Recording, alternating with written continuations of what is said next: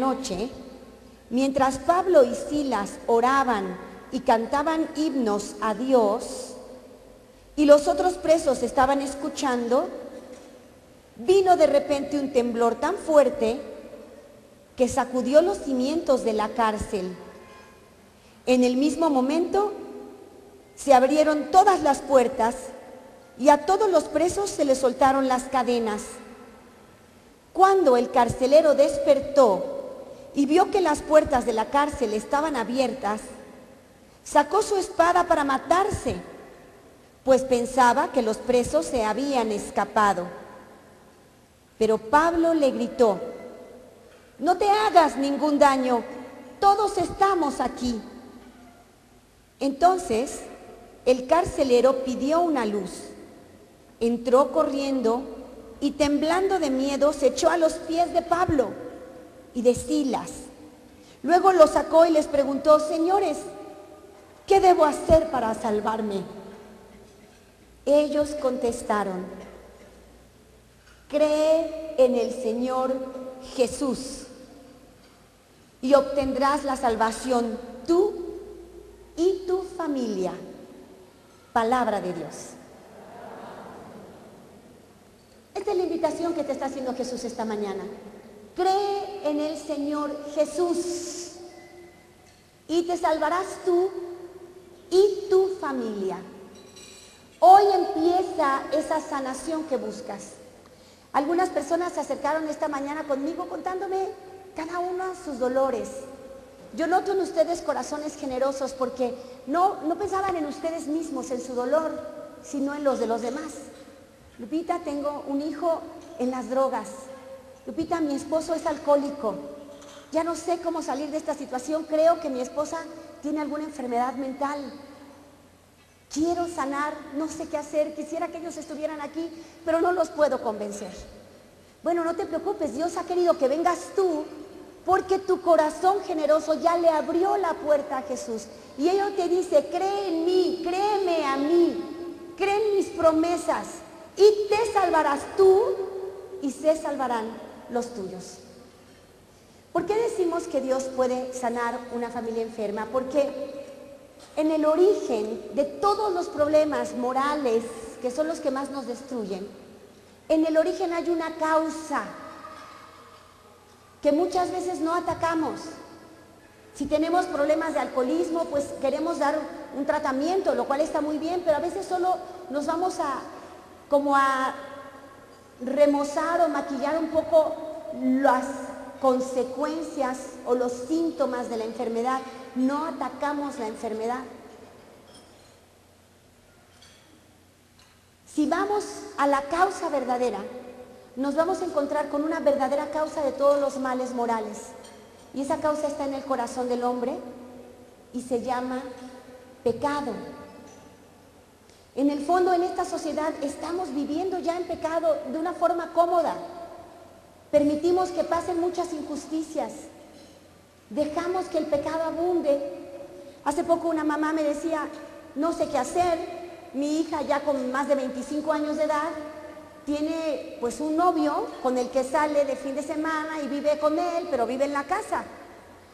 Entonces mi esposo no está de acuerdo y la quiere correr. Pero yo no la quiero correr porque sería exponerla a vivir cosas peores. ¿Qué hago?, me decía ella. Yo le pido a Dios, por un lado, que mi hija deje esa relación, pero que si no la deja, que mi marido acepte que así es la vida de hoy. Ya no hay que negar, esa es la vida de hoy. Los jóvenes tienen relaciones con sus novios. Las relaciones extramaritales, fuera del matrimonio, antes del matrimonio, son lo más normal. Ya que mi marido lo acepte. Y ella estaba en este pensamiento, creyendo por supuesto que es lo mejor, y le pedía a Dios: Dios mío, por favor, que mi marido acepte. A veces no sabemos pedir a Dios porque no podemos pedirle a Él que permita conductas que nos dañan. ¿Qué debemos hacer en situaciones así? Dios nos va a dar una respuesta preciosa, porque efectivamente no es correr al otro, pero tampoco es solapar algo que le hace daño. Hay que entrar a ese punto medio creativo, bellísimo, en el amor, de decir las cosas como son, de pedir a la hija, mi amor, piensa en tu futuro, haz un plan de vida, piensa en un proyecto de vida. ¿Qué quieres hacer con tu vida? Piensa en ese futuro y en función de eso vamos a tomar las decisiones más idóneas.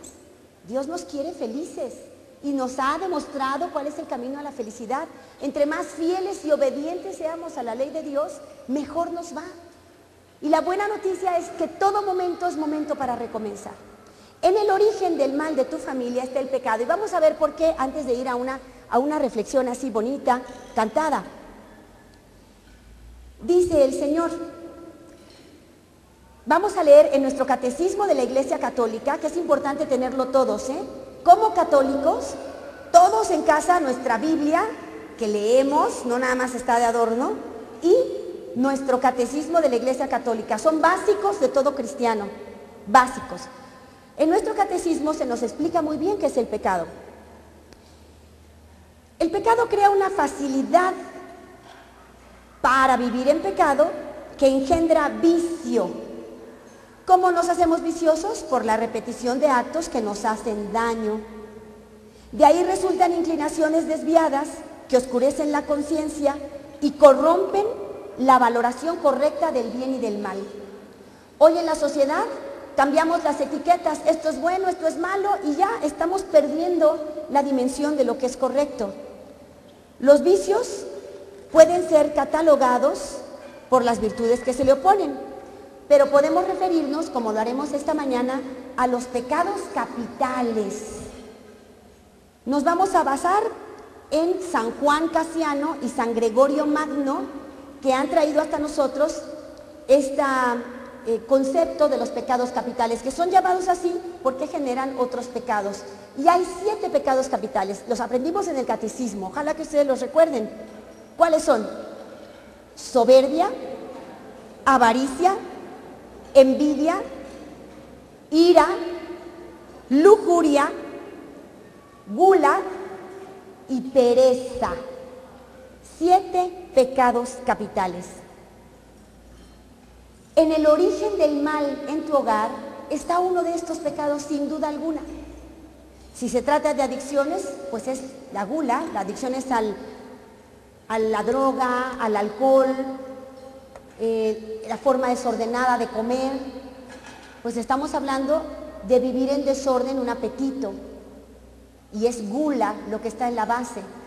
Y por esa gula, por ese deseo de satisfacer mis gustos y no tener un límite, empiezo a meter desorden en mi hogar. Lo mismo pasa con la lujuria. ¿Cuántos hogares han sufrido por la lujuria? El sexo es algo bellísimo, Dios lo inventó. El problema es la lujuria, el querer en exceso disfrutar sin ver el sentido verdadero de la sexualidad, esa doble finalidad procreativa y unitiva. Me pierdo de eso y lo que yo quiero es placer. Y además no tengo límite para obtener ese placer, quiero que sea como sea, con mi mujer, con otro hombre, en grupo, como sea. Y caemos en cosas tremendas.